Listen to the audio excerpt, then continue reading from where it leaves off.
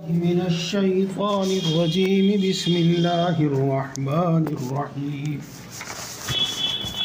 वला ततमन्नौ मा फद्दलल्लाहु बिही बअदकुम अला बअद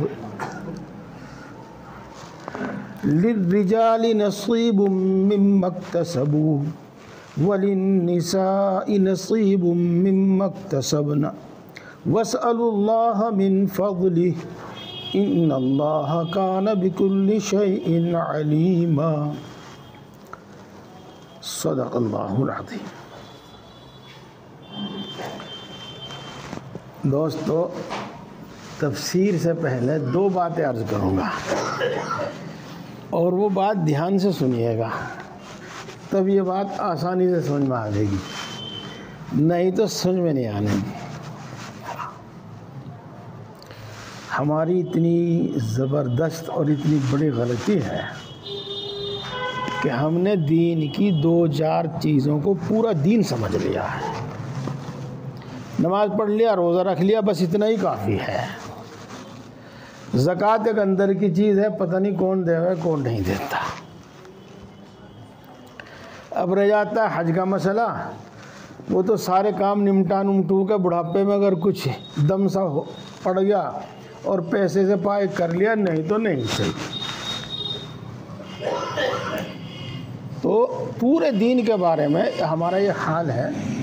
अगर मैं कुछ गलत कह रहा हूँ तो मुझे माफ़ कीजिए, मेरी बात वापस दे दीजिएगा, आप खुद गौर कर लीजिएगा कि मामला इस तरह का है कि नहीं है। और हमारे शादी ब्याह, मरना जीना, कपड़ा लिबास, बल्कि अब तो समझो मकान जिस तरह हम बना रहे हैं, पर्दे वगैरह का लिहाज, जब हम उसको देखेंगे ना तो हमें ऐसा महसूस होगा कि हम दीन के ज़्यादा से ज़्यादा 5% हिस्से पर अमल कर रहे हैं और 95% दीन का हमें कुछ पता नहीं है, ना उसका इल्म ना अमल। फिर वही बात जो मैं बार बार कहता हूँ, पुरानी बात, कि अपना तो पढ़ते नहीं सुनते नहीं, लेकिन रवाज में, रस्म व रवाज में, दूसरे लोगों में जो देखते हैं, जो उनकी सुनते हैं, वो हमारे दिमाग में रचा बसा बैठा है।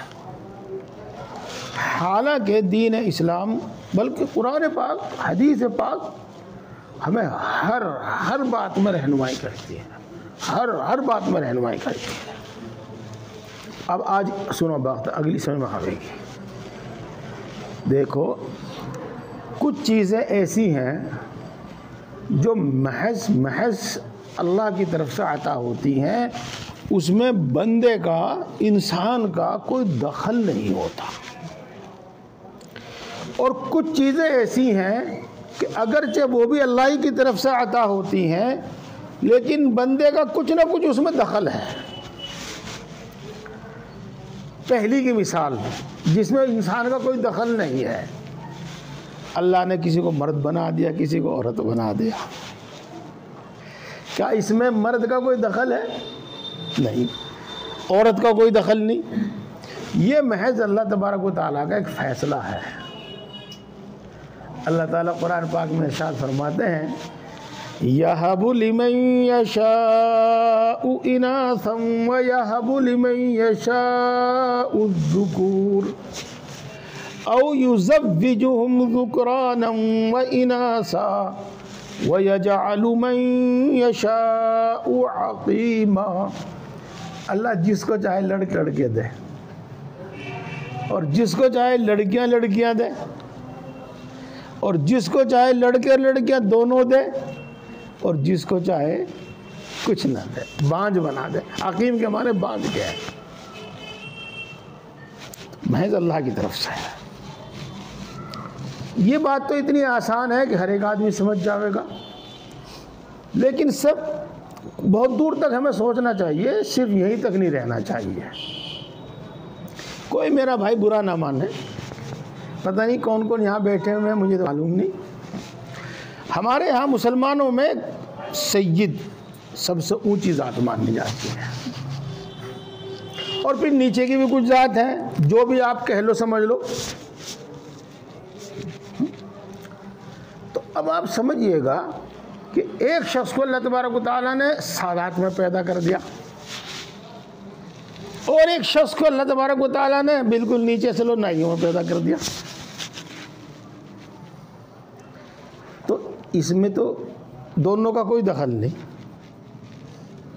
इसमें दोनों में किसी कोई दखल नहीं है इसको। जी हाँ, इसी तो ये महज अल्लाह की तरफ से है, अल्लाह का अतिया है। एक को अल्लाह तबारक व तआला ने गोरा चिट्टा बनाया, एक को बिल्कुल काला बना दिया। बाद मरतबा तो दोनों एक ही माँ एक ही बाप की औलाद होते हैं। हाँ, इसमें भी कोई दखल नहीं। इसी तरीके से बाद औकात किसी को लांबा बना दिया, किसी को नाटा बना दिया, इसमें भी कोई किसी का दखल नहीं है। तो बहुत सारी चीज़ें ऐसी हैं। दो भाई हैं, दोनों एक माँ बाप से पैदा हुए हैं, लेकिन एक का दिमाग तो ऐसा कि वो कंप्यूटर क्या बना दे, और एक जो बेचारा उसी का भाई है, छोटा दूसरा है बड़ा, वो बेचारा दाएं से बाएं से कुछ नहीं जानता क्या है। एक को इतनी अकल समझ अता फरमा दी और एक को कुछ नहीं। तो जाहिर बात है कि इसमें ना माँ का कोई दखल, ना बाप का कोई दखल, न इन दोनों बच्चों को कोई दखल। ये महज अल्लाह तबारक व तआला का अतिया है। ये तो वो चीज़ें बयान की मैंने आपके सामने जिनमें इंसान का कोई दखल है ही नहीं। कुछ चीज़ें ऐसी हैं अगरचे उनमें थोड़ा बहुत किसी न किसी दर्जे में इंसान का दखल है, लेकिन फिर भी वो लौटती हैं अल्लाह की तरफ। हाँ, एक भाई है माशाअल्लाह, पता ही नहीं कितना बैंक बैलेंस है और कितना कारोबार है, और उसका दूसरा भाई है खाने पीने को मोहताज है। हालांकि दोनों एक माँ बाप से पैदा हुए हैं, दोनों के दो ही हाथ हैं, दो ही पाँव हैं, दो ही आँख है, सब कुछ उसके पास भी है। हाँ, इसमें अगरचे कुछ कह सकता है कोई, अब जी वो तो बड़ी मेहनत से कमाता है, वो तो बड़े हिसाब से खर्च करता है, बड़ा दिमागदार है, ये तो घर पड़ा रहता है। अरे भाई, उसको ऐसी सोच मिली वो ऐसे कर रहा, इसको ऐसी सोच मिली है ऐसे कर रहा। तो इसलिए कहा कि कुछ चीज़ें ऐसी हैं जिनमें बज़ाहिर इंसान का अपना दखल है, लेकिन हकीकत में वो अल्लाह की तरफ लौटती हैं। अब समझो, जो चीज़ अल्लाह तबारक व तआला ने किसी को ज़्यादा दे दी और किसी को कम दे दी, इन दोनों के लिए दो हुक्म हैं। जिसको अल्लाह ने ज़्यादा दे दी, कुछ भी दे दिया, मर्द बना दिया, बड़ा खूबसूरत बना दिया, बड़ा ज़हीन बना दिया, बड़ा दौलतमंद बना दिया, उसके लिए तो ये हुक्म है कि वो इस पर तकब्बुर घमंड हरगिज़ ना करे। अगर उसने इस पर तकब्बुर किया, घमंड किया और दूसरे को हकीर समझा, तो वो तो गया काम से। यहाँ कुछ उसे इस इतने बड़े गुनाह का कोई असर दिखाई दे या ना दे, लेकिन मरने के बाद जो हिसाब का दिन आएगा वहाँ वो बहुत कुछ देखेगा। और जिसको अल्लाह ने महरूम कर दिया, यूँ कह लो ताकि बात आसानी से समझ में आ जाए, उसके लिए हुक्म यह है कि वो अपने से बड़े की तमन्ना ना करे। मर्द ये तमन्ना ना करे कि मैं औरत होती, और औरत ये तमन्ना ना करे कि मैं मर्द होता। नाटा ये तमन्ना ना करे कि मैं भी बड़ा लंबा तिरंगा होता, और काला ये तमन्ना ना करे कि मैं भी बहुत गोरा होता। आप यूँ कहोगे कि कोई तमन्ना तो करने में कोई हरज है ही नहीं। हाँ, हरज है। आज से पहले तो आपने नहीं देखा होगा, लेकिन अब अगर गौर करेंगे और अपने दिल को झांक के देखेंगे आप, इसमें इतनी बड़ी बुराई है, इतनी बड़ी बुराई है कि ईमान तक खतरे में पड़ जाता है। मैं यूँ नहीं कहता कि ईमान ख़त्म हो जाता है, लेकिन ख़तरे में पड़ जाता है। देखो वो मेरा भाई है, अल्लाह ने उसे कैसे नवाज रखा। मैंने अल्लाह मियां का क्या बिगाड़ दिया था? ये तो देखो, ये जो उसने उसको बेहतर समझ के और अपने आप को घटिया समझ के और उस जैसा बनने की तमन्ना करके फिर ये जो जुमला कहा है, यही खतरनाक है, यही खतरनाक है। ये नाशुक्री की तरफ ले जाता है, ये बेसब्री की तरफ ले जाता है, ये अल्लाह पर एतराज़ की तरफ ले जाता है, ये जिसको कुछ मिला हुआ है ना उससे हसद की तरफ ले जाता है, और हसद के बाद फिर दुश्मनी और अदावत की तरफ ले जाता है। एक ज़रा सा ख्याल है, लेकिन अगर इसको आदमी अपने दिल में बिठा ले तो देखो कहाँ कहाँ तक नुकसान पहुँचता है, ईमान तक के लाले पड़ जाते हैं। यह है। इसके बरखिलाफ आदमी कहे देखो भाई, अल्लाह ने जो मुनासिब समझा वो मुझे दिया, और अल्लाह ने जो मुनासिब समझा वो मेरे भाई को दिया, मेरे रिश्तेदार को दिया, मेरे पड़ोसी को दिया, तो फलां को समझा, फलां को दिया, और वो अपने आप को ही रोक ले तो इंशाअल्लाह नज़ीर ना बेसब्री होगी, ना नाशुक्री होगी, ना किसी की तरफ से हसद होगा, ना अदावत होगी। और अल्लाह के हुक्म को तस्लीम करने के वास्ते, अल्लाह के फ़ैसले को तस्लीम करने की वजह से अल्लाह के यहाँ उसका बड़ा मकाम हो जाएगा। और अल्लाह के फ़ैसले को तस्लीम करने की वजह से, सब्र की वजह से वो साबिरीन में शामिल होगा, सब्र करने वालों। उम्मीद है कि मेरी बात आपको समझ में आई हो। और ये महज एक तमन्ना से बात शुरू होती है और कहाँ तक पहुँच जाती है बात, कहाँ तक पहुँच जाती है बात। इस वास्ते हम तो उसको अरबी में कहते हैं तस्लीम व रिज़ा और रज़ा बर क़ज़ा।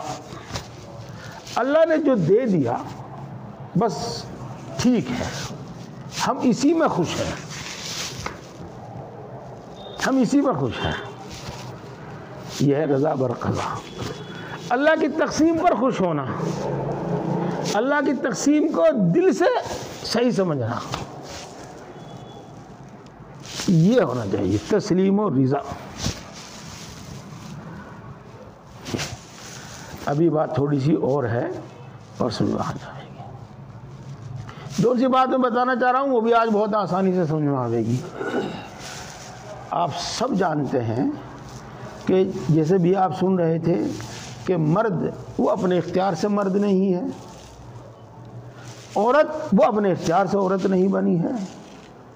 सही बात तो यह है कि मालदार अपने इख्तियार से मालदार नहीं बना है, और लंबा गोरा ज़हीन अक्लमंद वो अपने इख्तियार से नहीं बना है। ये सब अल्लाह के फैसले हैं, अल्लाह की तक़सीम है। इसी को हम किस्मत कहते हैं, इन्हीं को कहते हैं तकवीनी हुक्म, तकवीनी हुक्म। ये एक है तशरीई हुक्म, तुम्हारे वास्ते ये हलाल है, ये हराम है, ये जायज़ है, ये नाजायज़ है, ये करना है, ये नहीं करना है, तुम्हें नमाज़ पढ़नी है, रोज़ा रखना है। ये है तशरीई हुक्म, शरीयत के हुक्म, तशरीई हुक्म। इनको जिस तरह मानना ज़रूरी है, ऐसे जो तकवीनी हुक्म हैं उनका भी मानना ज़रूरी है। और तकवीनी हुक्म को भी जो ना माने वहाँ भी मामला गड़बड़ हो जाता है। बहुत अच्छी बात, उम्मीद है कि खूब सही बात समझ में आई होगी। अब मैं इससे आगे चंद बातें बताता हूँ। एक इंसान है, पढ़ा लिखा, बड़ा समझदार, हर चीज़ उसकी देखो तो बड़ी माकूल, औलाद जो उसको मिली बिल्कुल उसकी उल्टी मिल गई। बस और क्या कहो, एक जुमला कह लो कि कतई पागल। ये है। अब ये शख्स इतना दुखी होता है, इतना दुखी होता है, मेरे ख्याल से मैं तो अपनी बात बता दूं आपको कि इससे बड़ा दुनिया में कोई दूसरा गम नहीं है। इससे बड़ा कोई दूसरा गम नहीं है। औलाद किसी की ना अहल हो जावे, नाकारा नालायक हो जावे, तो इससे बड़ा कोई गम नहीं है। उसकी तो अगत खराब हो जाती है। लेकिन यहाँ भी आके हमें वहीं सब्र मिलेगा। खुदा ही फैसला है। ना मैं इतना होशियार, इतना आलिम, अक्लमंद, खूबसूरत, मालदार अपने इख्तियार से बना, और ना ही ये पागल आदमी अपने इख्तियार से पागल बना। ये मेरी नालायक औलाद, ना अहल औलाद, ये ना अपने इख्तियार से बनी। ये इस वास्ते इस बात को खूब अच्छी तरह समझो, याद रखो। जब आपके दिमाग में कुछ चले उस वक्त इस बात को याद रखो। इंशाअल्लाह अज़ीज़ सब्र की तौफीक होगी, शुक्र की तौफीक होगी, हसद से बचोगे इंशाअल्लाह अज़ीज़। जिसको कहते हैं ना रज़ा बर क़ज़ा, उसका बहुत ऊंचा सवाब है, बहुत ऊंचा सवाब है। अगर मैं आपको सही बता दूं, शहीद से भी बड़ा सवाब है इसका। जी हाँ, तस्लीम और रज़ा की तलवार से जो मरते हैं उनका मर्तबा शहादत से भी ऊंचा होता है, शहीद से भी ऊंचा होता है। जो ये कितनी ज़रूरी बात है। अब आप तर्जमा सुनो। वला ततमन्नौ मा फ़द्दलल्लाहु बिही बअज़कुम अला बअज़, और तुम उसकी तमन्ना ना करो जो फजीलत अल्लाह तबारक व तआला ने तुम में से बाज़ को बाज़ पर अता फरमाई है। मेरी पूरी तकरीर से, ये तर्जमे से सब मतलब आपके समझ में आ गया होगा। अब आगे चलते हैं। अभी मैंने एक जुमला बोला था और वो बहुत लोगों की ज़बान से मैंने सुना है, बहुत लोगों की ज़बान से मैंने सुना है। भाई तो मेरी क्या कमी थी कि मुझे कुबड़ा पैदा कर दिया, इसमें मेरा ही क्या कसूर था कि भाई मुझे नाटा बना दिया, वगैरह वगैरह। तो आप इस सब अगली बात सुन लो। एक तो है ये दुनिया, यहाँ आपको कुछ अल्लाह के अता करने से महज मिल जाता है और कुछ आपको अपनी भागदौड़ और मेहनत से मिलता है। और एक इसके बाद आवेगी दूसरी दुनिया जिसको कहते हैं आलम आखिरत। वहाँ जो भी कुछ मिलेगा तुम्हें तुम्हारे आमाल की बिना पर मिलेगा, न विरासत में कुछ मिलने का, न वहाँ जाके कुछ भागदौड़ और मेहनत करने से कुछ मिलने का। जो कुछ इस दुनिया में तुमने किया उसके आमाल, उन आमाल के मुताबिक मिलेगा। और वहाँ अल्लाह तबारक व तआला ने किसी में कोई फ़र्क नहीं रखा, किसी में कोई फ़र्क नहीं रखा। हाँ देखो, बुरा न मानियो भाई, अगर एक जुल्हाया कोई काम करता है उसको भी इतना ही सवाब, और सैयद सवाब करता उसको भी वो इतना ही सवाब। कोई कमी नहीं है, ज़र्रा बराबर भी कमी नहीं है, ज़र्रा बराबर भी कमी नहीं है। ये है। एक मर्द जो काम करता है उसको भी इतना ही सवाब, और एक औरत जो काम करती है उसको भी इतना ही सवाब। बल्कि सही माना में तो आखिरत में तो आरज़ू और तमन्ना करने वाले ज़्यादा आगे निकल जाएंगे, ज़्यादा आगे निकल जाएंगे। आरज़ू तमन्ना करने वाले वो कैसे? माफ़ कीजिए, मालदार बखील भी बहुत होते हैं, वो अपनी जेब से कुछ डिगाना चाहते नहीं। और गरीब आदमी चाहे उसके पल्ले कुछ ना हो लेकिन वो इरादे बड़े अच्छे रखता है। एक हदीस पाक है, एक शख्स कहत के ज़माने में सूखे के ज़माने में जो लोग खाने पीने से भी तंग थे, जंगल में था, तो उसने एक रेत का पहाड़ देखा, अपने दिल में तमन्ना की कि अल्लाह मुझे इतना आटा दे दे तो मैं उसको सारे के सारे को एक दिन में ही खैरात कर दूं, सब लोगों को बांट दूं। था तो उसके पास कुछ नहीं, लेकिन उसने दिल में नीयत की, नीयत कह दो, इरादा कह दो, आरजू कह दो, तमन्ना कह दो। ये है हदीस पाक में आता है कि अल्लाह तबारक व तआला की तरफ से हुक्म हुआ कि इतना आटा खैरात करने का सवाब इसके नामा अमाल में लिख दो।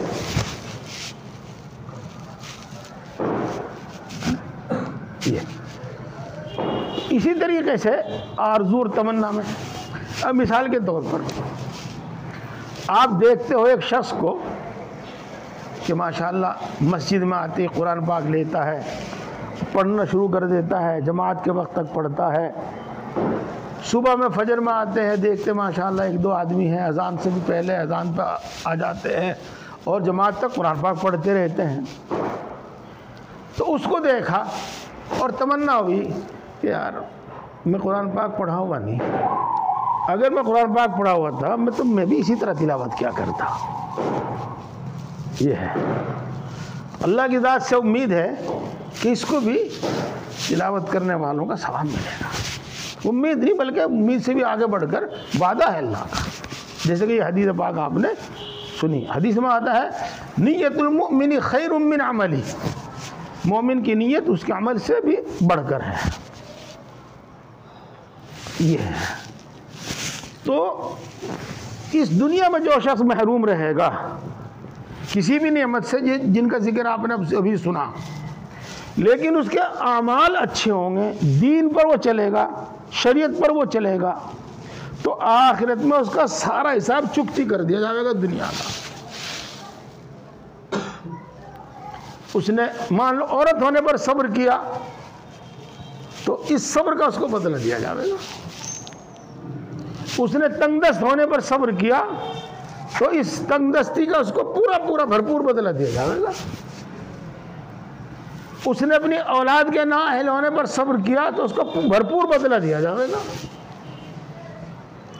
तो जो तंगी में रहा, महरूमी में रहा, जिल्लत में रहा, बीमारी में रहा, तो इन सब पर वो राजी रहा तो इन सब का भरपूर बदला दिया जाएगा। ये अगली आयत शरीफा का मतलब ये है लिर्रिजाली नसीबुम मिम्मा इक्तसबू, मर्दों के लिए हिस्सा है उसका जो उन्होंने अमल किया, वलिन्निसाई नसीबुम मिम्मा इक्तसबना, और औरतों के लिए हिस्सा है उसका जो उन्होंने अमल किया। अल्फाज तर्जमा करते वक्त हमें अल्फाज का पाबंद रहना पड़ता है कि मतलब मैं आपको बता दिया, एक मर्द अगर ताज्जुद पढ़ता है उसके लिए भी इतना ही सवाब, और एक औरत पढ़ती है तो उसके लिए भी इतना ही सवाब। औरत रोज़ा रखती है तो उसके लिए भी इतना ही सवाब, मर्द रोज़ा रखता है तो उसको लिए इतना सवाब। इसलिए जिस दुनिया में जो चीज़ नहीं मिली उस पर सब्र कीजिए, उस पर राज़ी रहिएगा। तो एक हदीस पाक याद आ गई, मैं आपको सुनाता हूँ। मैदान हश्र का हाल पढ़ो और बार बार पढ़ो, वहाँ जो कुछ होगा उसको तो पता नहीं क्या होगा। अगर आदमी यकीन के साथ और समझ के उन बातों को पढ़े तो यहीं दिल की हरकत तेज हो जाती है और कभी दिल बैठ जाता है, यानी बर्दाश्त नहीं होता। सही बात तो यह है। लेकिन इसके बावजूद अल्लाह तबारक व तआला वही जो मैंने अभी बताया, सब्र करने वाले, शुक्र करने वाले, अल्लाह की तक़सीम पर, किस्मत पर राज़ी रहने वाले, उनको अल्लाह कितना अता करेगा, कितना अता करेगा। तो वो दिन 1000 बरस का होगा, और बाद रिवायतों से मालूम होता है कि 50,000 बरस का होगा। अगर 50,000 बरस का है मान लो 1000 ही बरस का है तो इतनी तो हमारी दुनिया में उम्र होती भी नहीं। तो इस 1000 बरस में या 50,000 बरस में अल्लाह तबारक व तआला उनको अपने अर्श के साए में नूर के मिंबरों पर और कैसे कैसी कुर्सियों पर बिठावेगा और इस ज़मीन की रोटी बनाकर उन्हें खिलाएगा। ज़मीन की रोटी क्यों खिलाई जाएगी? इस वास्ते कि जो भी कुछ है सब ज़मीन में ही है। सेब भी इसी से निकलता है तो सेब का मज़ा भी है ज़मीन में, इस मिट्टी में। अंगूर भी इसी से निकलता है तो अंगूर का मज़ा भी है इसमें। अनार भी इसी से पैदा होता है, उसका जायका मज़ा भी है इसी में। यूँ समझो अगर आप घी दूध का मज़ा भी इसी में है। अनाज, गेहूं का, मटर का, चने का, सब चीज़ों का मज़ा इसके अंदर है। तो जन्नत में दाखिल होने से पहले अल्लाह तबारक व तआला उनको ज़मीन की रोटी बना के खिलाएगा। यानी दुनिया में जितने जायके थे, जितने मज़े थे, वो इस 1000 साल में इनको मिलेंगे वहाँ। और फिर ये जन्नत में जाएंगे, जन्नत फ्री में है। इसका तर्जुमा दोबारा फिर सुनो। लिर्रिजालि नसीबुम मिम्मा इक्तसबू, मर्दों के वास्ते उसमें का हिस्सा है जो उन्होंने अमल किया। वलिन्निसाइ नसीबुम मिम्मा इक्तसबन, और औरतों के लिए उसमें का हिस्सा है जो उन्होंने किया। ये भी एक बात। अब एक तीसरी बात सुनो। देखो कुछ चीज़ें तो ऐसी हैं तो उनकी तो दुआ भी नहीं करनी चाहिए। जैसा कि मैं अभी बताया कि मैं मर्द होना ये अपने बस की बात नहीं, और औरत होना ये भी अपने बस की बात नहीं। तो कोई मर्द ये दुआ ना करे कि अल्लाह मुझे तू औरत बना दे, और कोई औरत ये दुआ ना करे कि अल्लाह तू मुझे मर्द बना दे। और औरत डॉक्टर के पास जाके मर्द ना बने, हराम है। और मर्द औरत ना बने, ये भी जायज़ नहीं, ये हराम है। ये तो इनकी तो न दुआ न तमन्ना इनकी तो कर। लेकिन कुछ चीज़ें ऐसी हैं कि अगर हम उसकी तमन्ना करें इस हद तक कि अल्लाह तबारक व तआला से मांगे तो वो मिले या ना मिले, लेकिन अल्लाह तबारक व तआला मांगने का सवाब उसको ज़रूर देंगे। ये मेरा जुमला जो है ना, ये 2 घंटे की तकरीर से भी ज़्यादा है। एक छोटा सा जुमला कि अल्लाह से मांगे, मिले या ना मिले, अल्लाह सवाब उसे ज़रूर देगा मांगने का। ये और ये भी मुस्तकिल एक इबादत है। लिहाजा जो नामुमकिन और महाल नहीं है आप उसकी दुआ कर सकते हैं।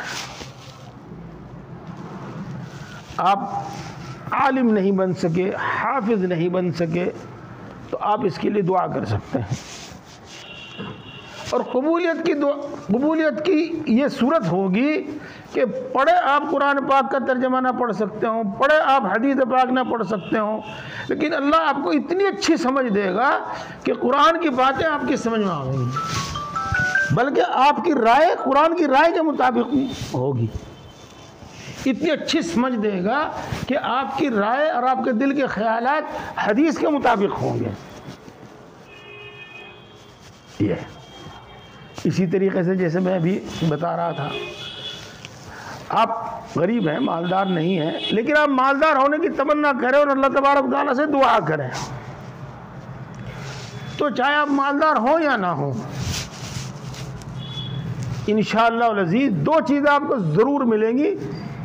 ऐसा नहीं हो सकता कि ना मिले वो। क्या? एक तो दुआ मांगने का सवाब, अजर, और दूसरे जिसको कहते हैं दिल का मालदार होना, गिनाए नफ्स, दिल का मालदार होना। दिल का मालदार, दिल के मालदार की सूरत ये होती है कि जिस तरीके से मिसाल के तौर पर मेरे पास 2 पहिया गाड़ी है तो मैं क्या तमन्ना करूंगा कि भाई दूसरे के पास है, मेरे पास भी है, मेरे पास तो मेरे पास कार है तो मैं क्या तमन्ना करूंगा दूसरे के पास मेरे पास भी है। तो देखो उसके पास कुछ नहीं होता, लेकिन उसके बावजूद उसके दिल में कभी ये तमन्ना ही नहीं आती कि मैं भी कार में बैठ के चलूं। इतना गनी मालदार है, इतना गनी दिल का वो, कि कभी ख्याल ही नहीं आता उसके दिल में।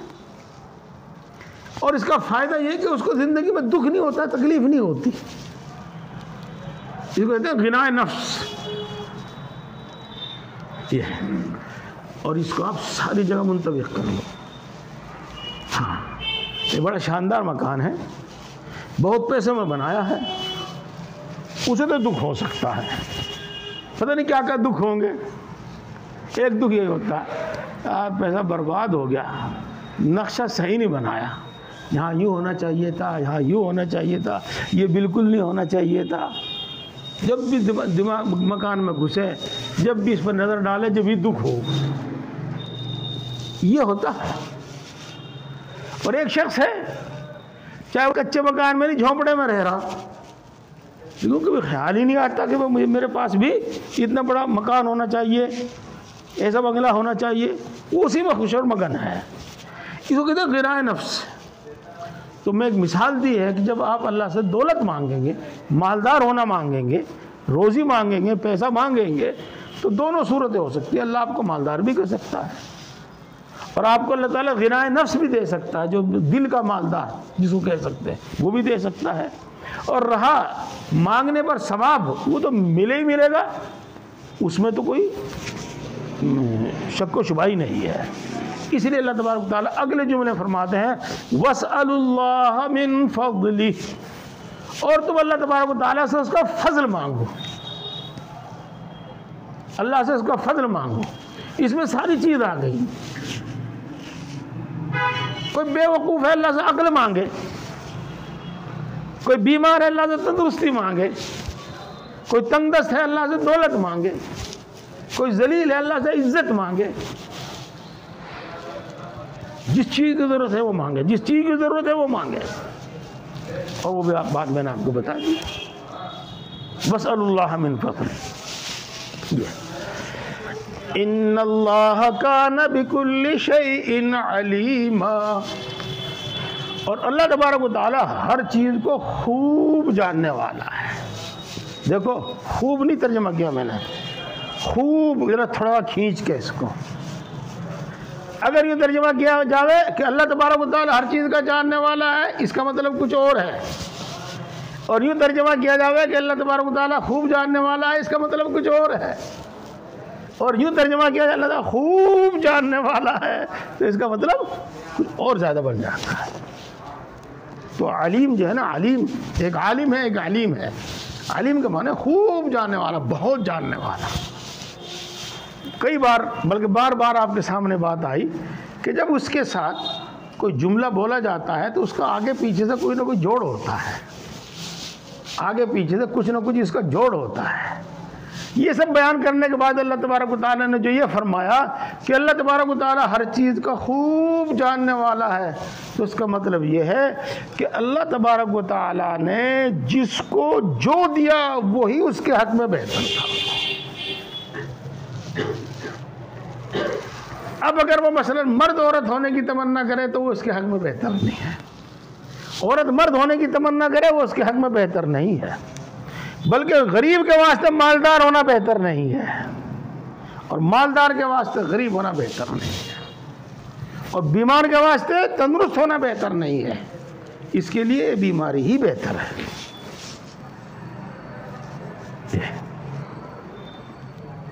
ये एक छोटी सी मैंने बात बताई आपको। और एक किस्सा है, बुजुर्गों ने सुना है, ये मुझे याद नहीं कि किसी किताब में भी है कि होगा ज़रूर किसी किताब में। हज़रत मूसा अलैहिस्सलाम तूर पर जाया करते थे, अल्लाह से बात हुआ करती थी। एक बार तो वो जा रहे थे तो एक शख्स ने उनको पकड़ के कहा, मूसा कहाँ जा रहे हो? तो तूर पर जा रहा हूँ, अल्लाह से बात करता हूँ। एक हमारी भी गुजारिश है, अल्लाह से कह दियो, अगर अल्लाह हमारी बात मान ले तो बताओ कह दूँगा मैं। बहुत तंगदस्त हूँ, बहुत परेशान हूँ, बहुत परेशान हाल हूँ, अल्लाह से दुआ कर दीजिएगा, अल्लाह को कह दीजिएगा अल्लाह मुझे मालदार बना दे। तो ठीक है भाई, दुआ में तो अपना कुछ आता ही नहीं, बल्कि सही माना में तो दूसरे के लिए दुआ करके खुद को सुकून मिलता है। जब हम किसी को मुसीबत में तकलीफ़ में मुब्तला देखते हैं तो दुख होता है। अब उसके लिए दुआ कर दे, हम हमारे और तो कुछ नहीं कर सकते, हम कम से कम दुआ कर दी, अपने दिल को सुकून मिलता है। तो मूसा अलैहिस्सलाम गए और अल्लाह में ऐसे बातचीत हुई, उसकी बात भूल गए। चलते वक्त अल्लाह मैंने कहा कि मूसा, वो रास्ते में एक आदमी भी तो मिला था, उसने क्या कहा था तुम्हें? अब जी हाँ जी, उसका मामला इस तरीके से है। कहने लगा उसको जाके कह देना कि तेरे लिए बेहतर गरीब रहना ही है, तेरे लिए बेहतर गरीब रहना ही है। तो जी मूसा अलैहिस्सलाम ने यही कह दिया, वो मिला तो मुंतज़िर था वो तो। हाँ, अब एक नबी और अल्लाह की बात कह रहा है, जाहिर बात है तो खामोश तो होना ही पड़ेगा, चुप तो होना ही पड़ेगा। तो वो खामोश हो गया। उसके बाद फिर एक दिन मूसा अलैहिस्सलाम जा रहे थे, वो फिर लिपट गया। अजी बस कह दो, दुआ करवा दो, मैं बड़ी एहतियात करूँगा, फला करूँगा, यूँ सैकड़ों वादे किए। और फिर अल्लाह से बातचीत हुई, फिर मूसा भूल गए उसकी बात। फिर अल्लाह मैंने कहा भाई रास्ते में एक आदमी तो मिला था, तुम्हें कहा क्या कहता वो? हाँ अल्लाह मैं यूँ कहता। अब चल जो कह रहा था उसे मालदार बना देंगे। अल्लाह ने उसको दौलत दे दी। ये एक दिन मूसा अलैहिस्सलाम चले जा रहे थे, तो एक तरफ देखा कि शोर शराबा सा हो रहा, तो चले गए। वैसे शोर शराबा सुन के तो हर एक आदमी चला जाता है, लेकिन बार वो अल्लाह के नबी थे, उनकी कोई जिम्मेदारी भी थी, तो वहाँ पहुँच गए। मालूम क्या मामला है? अगजी वो फला शख्स है, पहले तो बड़ा गरीब था, उसके बाद इसको दौलत मिल गई। अब इसने उस दौलत के नशे में शराब पी और फला आदमी को कत्ल कर दिया। मूसा अलैहिस्सलाम ने जो गौर से देखा तो वही था वो जो उनसे रास्ते रोक रोक कर कहा करता मेरे लिए दुआ करा दो। इसलिए अल्लाह तबारक व तआला ने जिसके साथ जो किया,